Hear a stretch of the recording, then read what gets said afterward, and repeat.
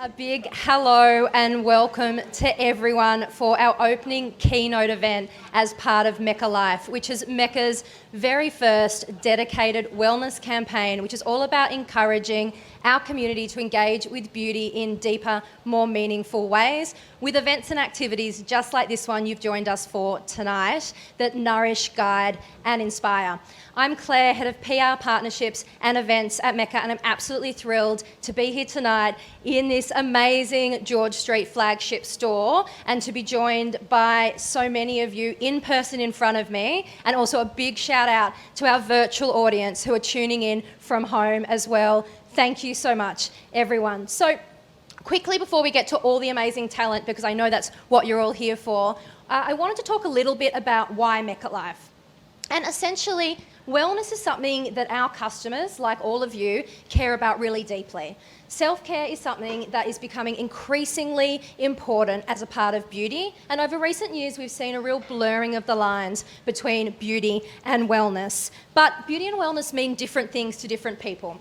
So our approach for Let MECCALIFE has to be about a really diverse curation of products, of brands and events to make sure that we've got something for everyone, no matter what your definition of wellness is. And this really is our ode to self-care. It's a focus on feel-good rituals and an opportunity to put brands and products that are wellness-orientated into the spotlight. So before I go any further, I do wish to acknowledge the traditional custodians of the land in which we gather today, the Gadigal people of the Eora Nation. We pay our respects to elders, past, present and emerging, and acknowledge their continued connection to this beautiful country with stories and knowledge that have been passed down since time immemorial. Now, on to our incredible panel. So tonight we'll be exploring the key MECCALIFE theme. It's all about the self, not the selfie. And with this, our incredible power panel are going to discuss their different perspectives on wellness, on resilience, and about finding a sense of self in this digitally dominated society. And this panel of absolutely exceptional women have all been handpicked for one very simple reason. We find them deeply inspiring all the time. So please join me in welcoming choreographer and dancer Amrita Hepi, Australian of the Year Grace Tame, model activist Mahalia Handley, and Olympic athlete Michelle Jenneke. A round of applause for our guests.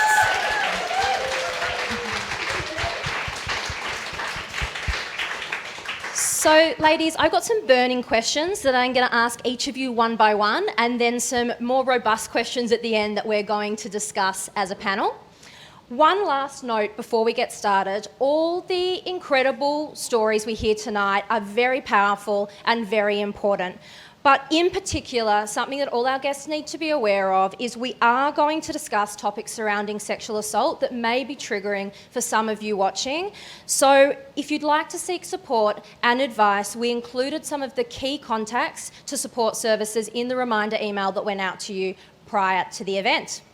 Okay, we're going to get stuck in. Amrita, you were up first. Now, you first popped onto our radar teaching Dance Like Beyonce classes many years ago. But since then, you've done some truly amazing things. You were part of Forbes Asia 30 Under 30. You've had amazing performances as part of TEDx Sydney, at the Sydney Opera House, at the Art Gallery of New South Wales, just to name a few.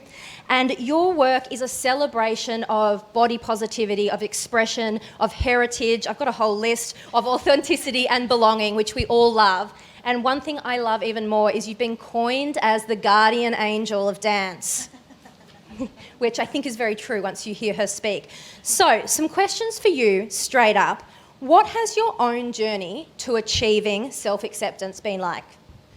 I would say that, I also just want to continue your acknowledgement and just recognise that sovereignty was never ceded for Gadigal people. Shout out to my family as well on Bundjalung country as well, because they're probably tuning in up there, so hello.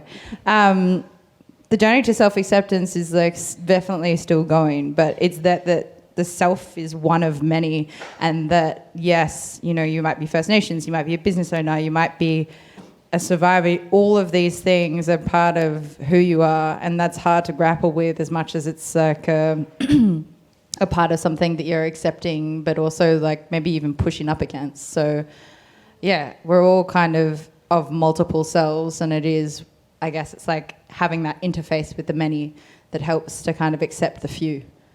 Absolutely. Very well said. I can hear a few people in the audience agreeing with that. So how has being a First Nations woman impacted your wellness journey? I think it's definitely made me assess what wellness is, and wellness to me is being able to share the bed with people that I love and my family. It's access to clean water. It's not being policed when you're walking down the street. Wellness is not only, I guess, the like gorgeousness that we are seeing before us in, I guess, all of the mechanisms of resilience, but also beauty, which I am very grateful for. But it is having access to things that, I guess, leave us with like an everlasting love, which is my family, which is access to country, language, dance, and that's real wellness. Yeah, well said. Now, you talk about dance being an antidote to shame, which I love, and I did a lot of research for this and read all your interviews. How does dance help people reconnect with their bodies and feel more confident? I think that dance is maybe one of many things, but physical activity helps. But I think like the antidote to shame is in some ways disclosure. And I mean, I'm going to quote like Brené Brown here, but there's We're huge fans of Brené Brown at MECCA, so go right ahead. My mum, and so am I in some ways, but it's like shame is like silence, secrecy and judgment, and I guess it's really hard to have that disclosure, and it's really hard to have disclosure with the body and the physical self. And I guess dance could be one antidote to shame, but there is many, and I would say, and I would encourage over time, disclosure with being able to deal with the things that cause shame. And I know that they are many, but I think that dance is, I don't know, that's my antidote, and I encourage anybody else who's considering it to give it a red hot go. And that leads us to our next question. What do you say to people who are too embarrassed to dance? There's many other things to be embarrassed about in this world, and dancing is not one of them. Sometimes actually the embarrassing dance, which I feel I see people doing, is one of the things that liberates those around them. So maybe embracing that a little bit. Absolutely. Now, you often talk about in your dance classes creating an inclusive and non-judgmental environment, and that's something that we would all inspire to do in any interaction that we have. How do you go about doing that in your dance classes? By controlling the environment. No, I think like I studied dance from when I was a young person, and I stopped in my teenage years because of a few things. But I think coming back into it, and especially after studying in New York, I came back to Sydney and I was very broke. And a friend of mine was like, as I was like continuing to audition and be part of different dance companies, was like, do you want to teach dance classes in a nightclub? And I was like, nobody's going to come. And then I was like, oh, no, actually, a nightclub is a place where people can commune. It can be a ritual. It can be something that kind of, I don't know, allows people to follow along.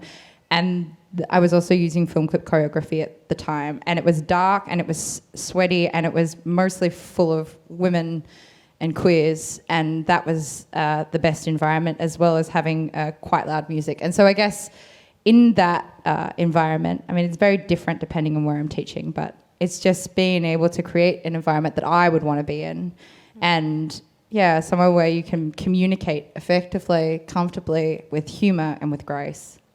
Amazing. And last question for you before we move on. What impact do you hope that your performance artistry will have on those who view it? It's hard to say that, you know, you want dance to inspire a critical discourse. And, you know, I'm sitting here talking to you and sitting next to somebody who really does inspire that critical discourse in a very utilitarian manner. But also is doing great things. But I hope, you know, with the dance that I make, that, you know, it allows a way in for culture to be continued. It allows for, you know, a critical discourse to happen. But also that, you know, watching dance and watching theatre is a pleasure and a joy. And art is something that needs to be, it's truth-telling, it's storytelling, and it's some of the most moving shit that you can see. And so, and it's a relief as well. So I hope that it can be, you can view that embodiment for your pleasure and remind you that, like, there's a lot to struggle for and there's a lot to resist and there's a lot of work to do. But sometimes dance and performance can open up the window to be able to, just have a moment of relief. Love that. Thank you so much, Amrita. We'll come back to you at the end with some of our group questions.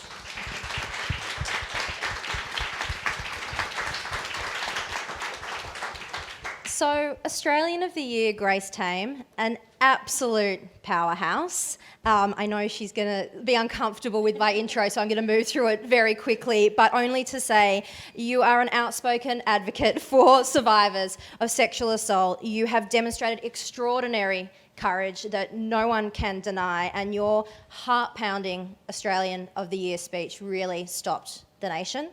And you are using your voice to change laws, to spread understanding, and to give hope to survivors. Welcome, Grace. It's a real honour to have you here. Thank you. It's an honour to be here.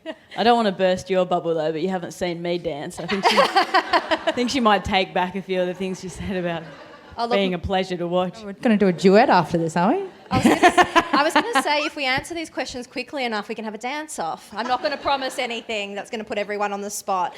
So, Grace, to jump right in, what gave you the courage to speak out and report your abuse? I don't know if it was so much courage as just an innate sense of injustice that motivated me to want to do something. I've always been driven by a need to protect others and a value of education and progress. And what I experienced was completely unjust. I knew that I wasn't the only victim of the pedophile that abused me, and I knew that he would find more. And so I wasn't really thinking actually of the legal recourse. I was still 16 when I reported, so I literally said to the police officer after I made my initial statement, just don't tell my mum and dad. That's how naive I was. I just knew that something had to be done about this evil, and that was it. I don't know if it was courage.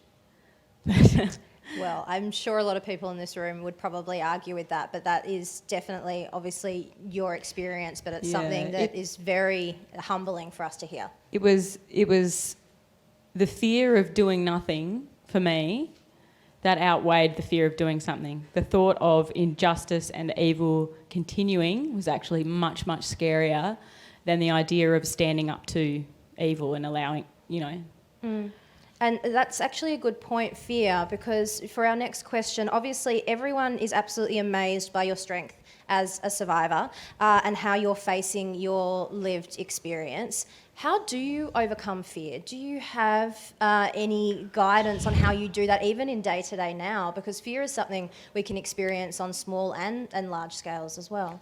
I don't know. It's not something I do consciously go, how do I overcome fear? I think it's just a matter of leaning into love and light and positivity and trusting that, when you have people around you, that anything's possible, when you unite and have that strength in numbers, because fear is a thing, and I believe in feeling the fear and doing it anyway.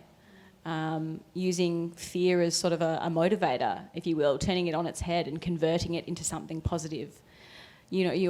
Probably most of you know that I've got a tattoo on my hand that says "Eat my fear." The media are obsessed with that.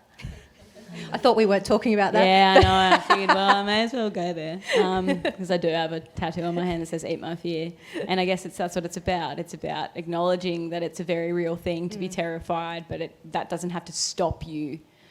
Fearlessness is not so much an absence of fear, it's a refusal to let it stop us moving forward. Absolutely. And talking about self-care as an extension of that, what are some of your day-to-day self-care strategies? For me, it's really about reconnection with meaningful, simple values, getting out in nature, and, you know, being in the wild, away from, you know, social media and artificial stimulus like that. I like swimming in the ocean. I like to run as well, and be really present. And like Amrita was talking about, movement. I don't dance. Are you sure? Yes. Not yet. Really Do you want to? sure about that. But I mean, I've practiced yoga. I'm actually a qualified yoga teacher, and that any kind of movement where you're literally shifting your body into a different position, you're also therefore shifting your mind and seeing things from a different perspective, and you're able to dislodge, you know, stuck energy that you might not consciously be aware that you're storing, and it can be at release. I think that's all part of it, yeah. But number one for me is probably just, you know, making sure that I'm surrounded by good people, love, positive energy, yeah. I think that would really resonate with a lot of people watching, both in this room and virtually as well. So what do you say to people who think that their story or their voice won't make a difference? Oh, that's bullshit. I don't say that. That's bullshit. No, I encourage everyone to remember that their truth is their power, and no one else can tell your story. It's your story.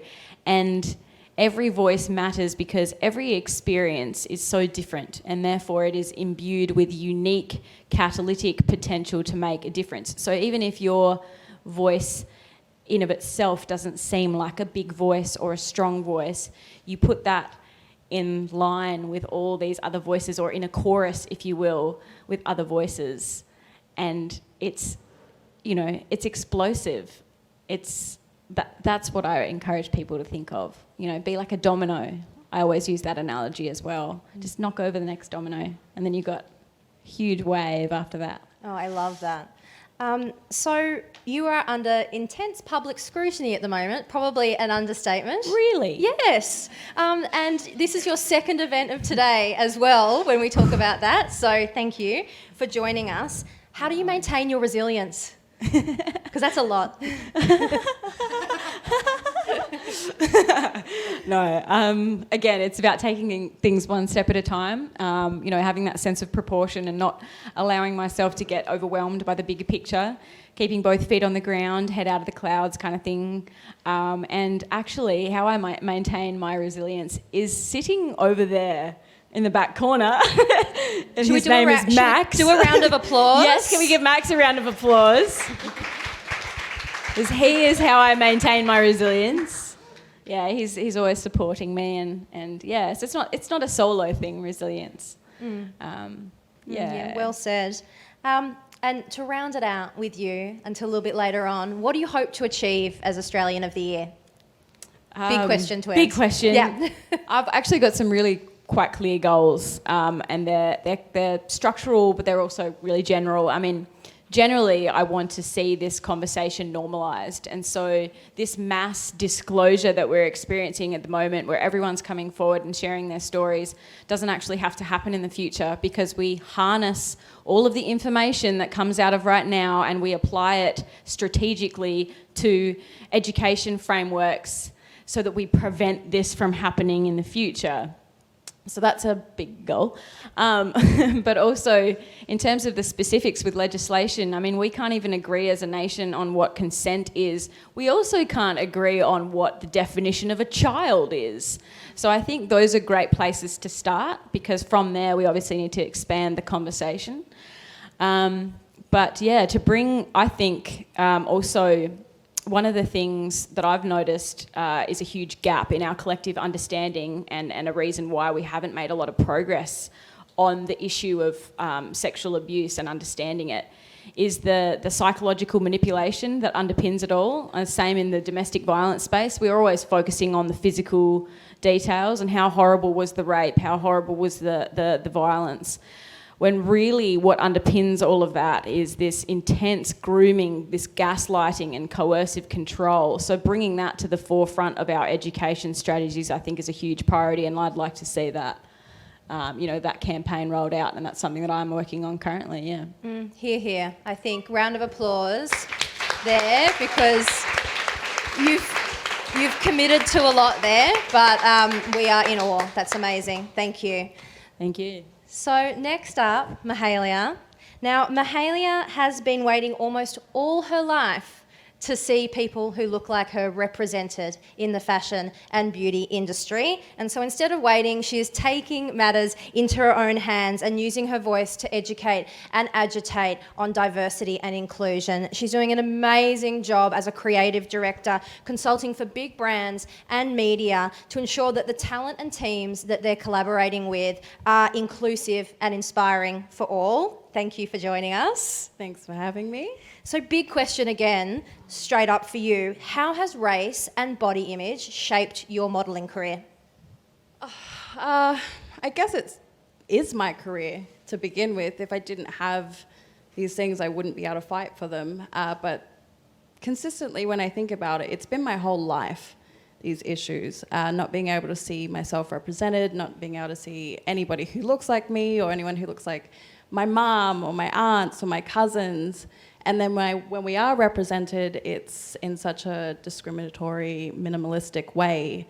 It can really shape people's mental health for the journey of their entire lives, if they even get the privilege to be able to understand how much it has shaped their mental health. So, yeah. And that sort of leads into our next question is, what sort of impact does diverse representation have on the mindset of women and people in general? I think the more representation we start to have, the more power we have to unite as Australians. We live on Indigenous ground. It's absolutely ridiculous that we don't have enough First Nations representatives in the media, let alone in Parliament, if we're looking at in our education systems as well. Australia banks on the fact that we're multicultural for marketing, yet I don't see it enough, and I've been in this industry for 12 years now, modelling worldwide. Australia has been taking some huge steps, but unless we start to integrate more and rapidly, we're going to set up the youth, and as I have been seeing, and I'm sure you've all seen on TikTok, Gen Zs and I think they're called Generation Alpha is the one underneath that. They seem to be kicking some butt lately, and I would love for the continuation to not have to flow into them and their lives and how they grow up and how they visualize and value themselves any further. If we could just have it like fully in now without having to fight or talk about it. Absolutely. Are you starting to see a shift? Yes. It would be crude not to say that there isn't a shift. There is definitely one happening at the moment.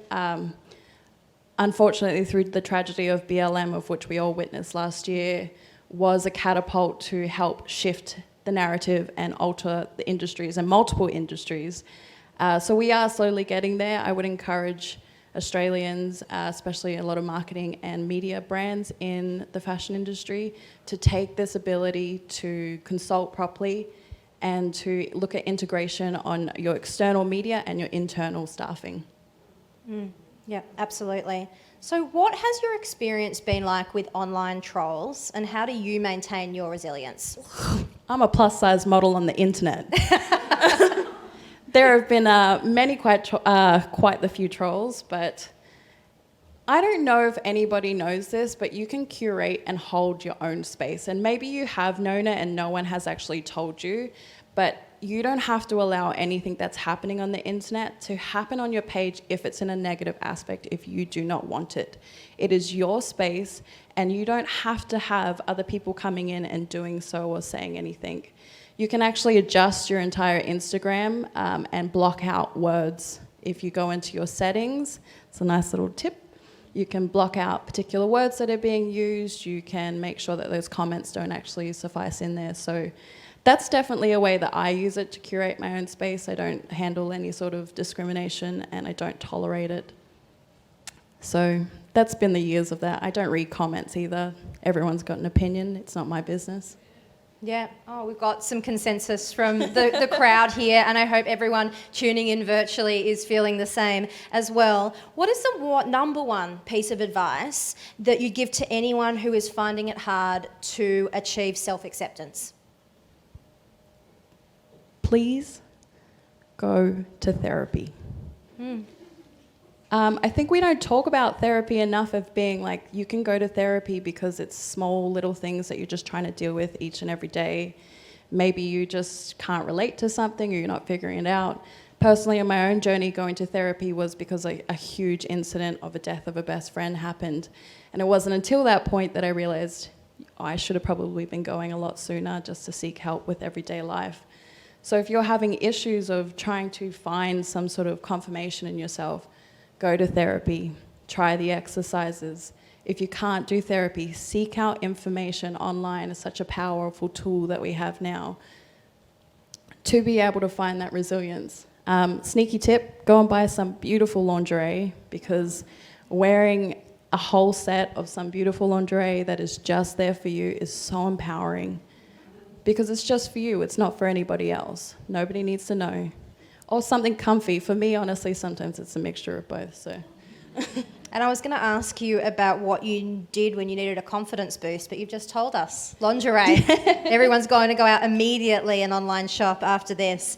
Thank you so much, Mahalia. We'll come back to you once we've finished with our last Q&A. Michelle, now I'm going to tell a little bit of your backstory because I love this so much. So you were the second fastest Australian women's hurdler of all time. Shout out to that, everyone.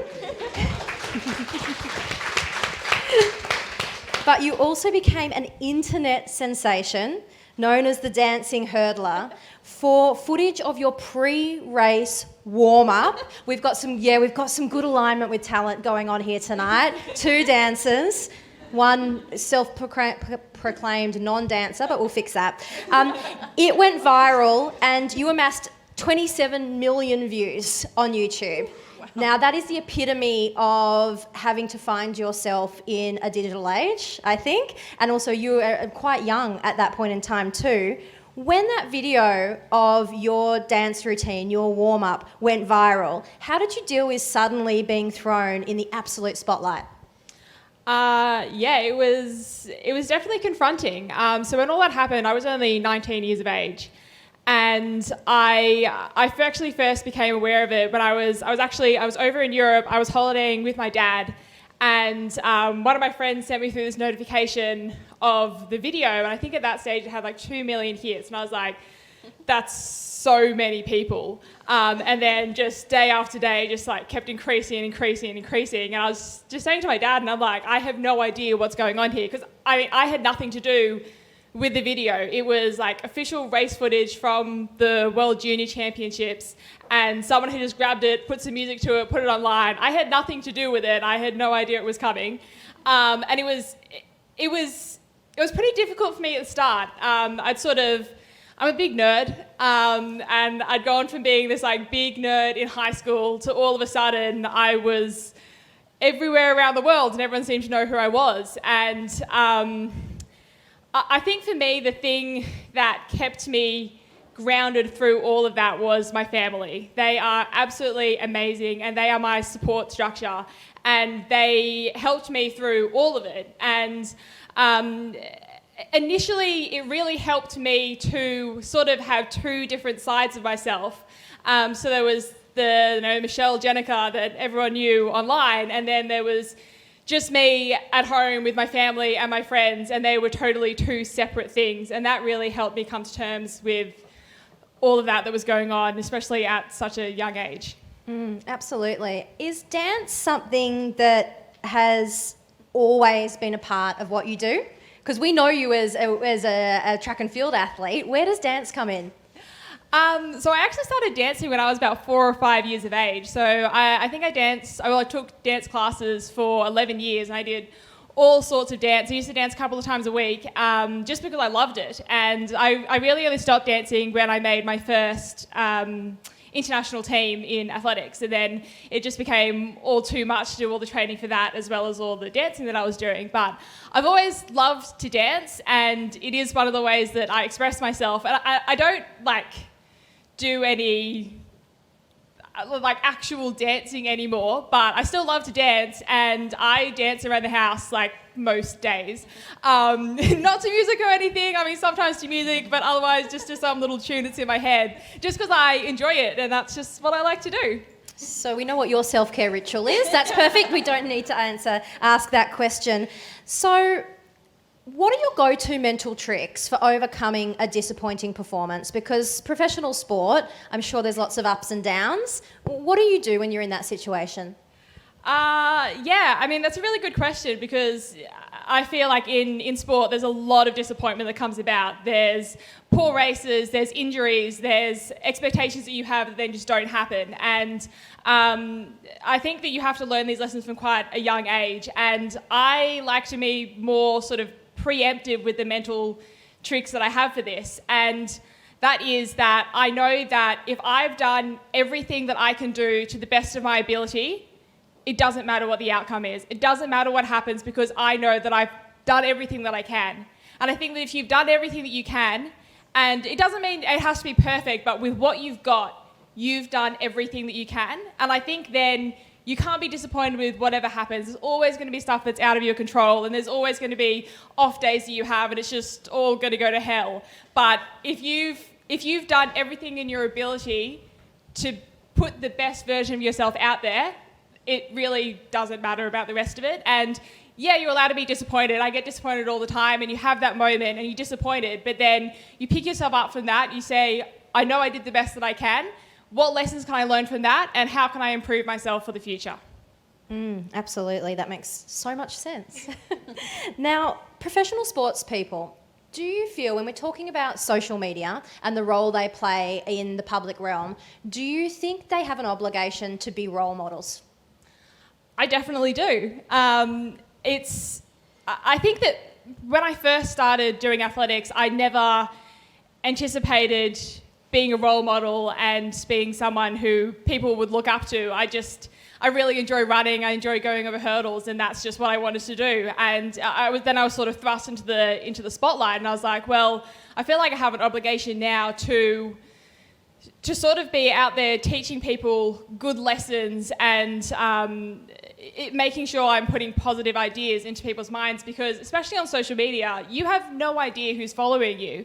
And a lot of the time there could be young, impressionable girls and boys who they're looking at what you're doing, they're getting inspiration from you. And I think that it's really important to be presenting the right sort of message out there. And I think that whether you like it or not, as a professional sports person, you have a profile and you need to respect that.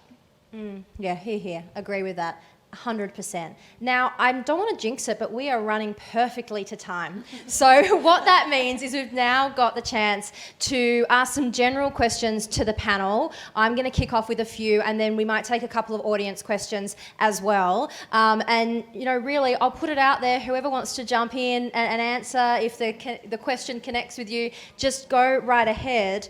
But we've been speaking a lot at MECCA at the moment about the relationship between beauty and wellness. So I want to ask each of you, what role does beauty play in your wellness experience or your wellness rituals?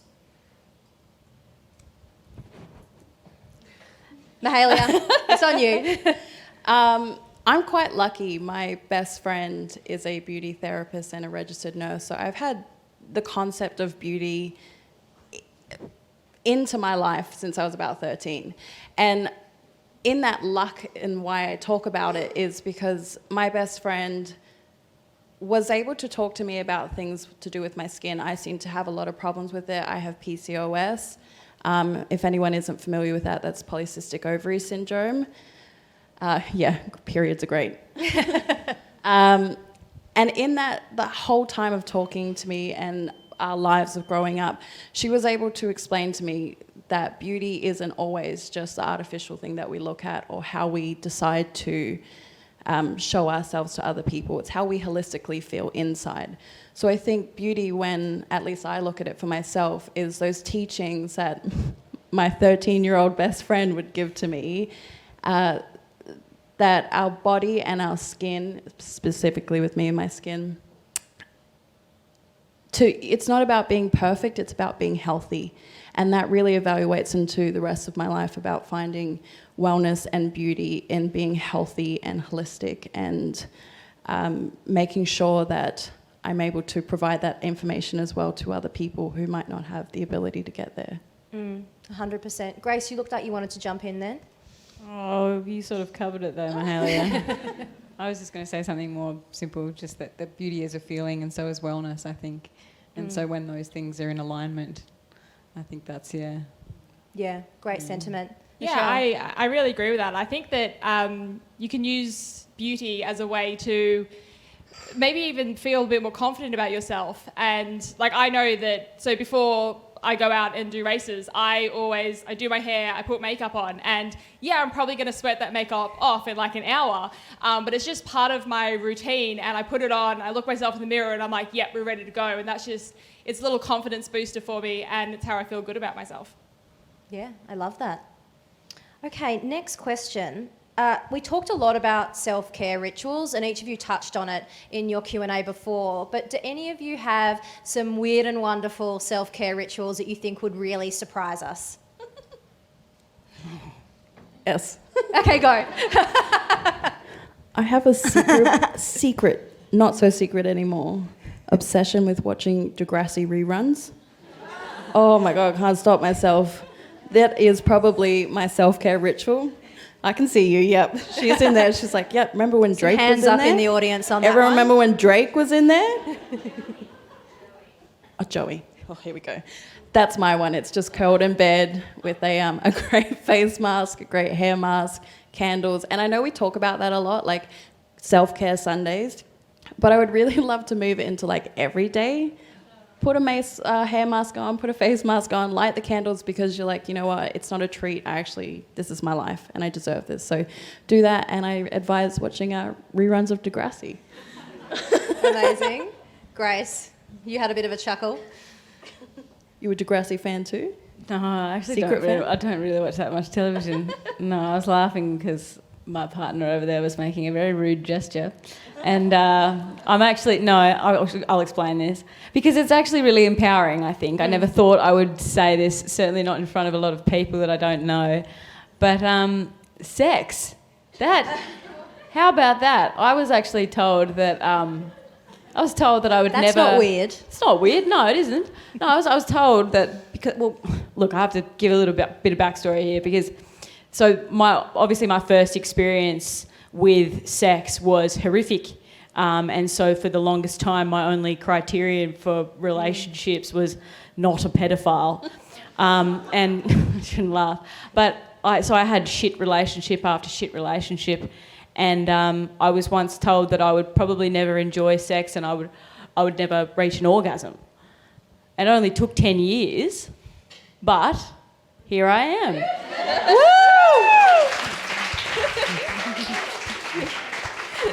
Yeah, that's either the sound of clapping or it's the sound of Max patting himself on the back really hard.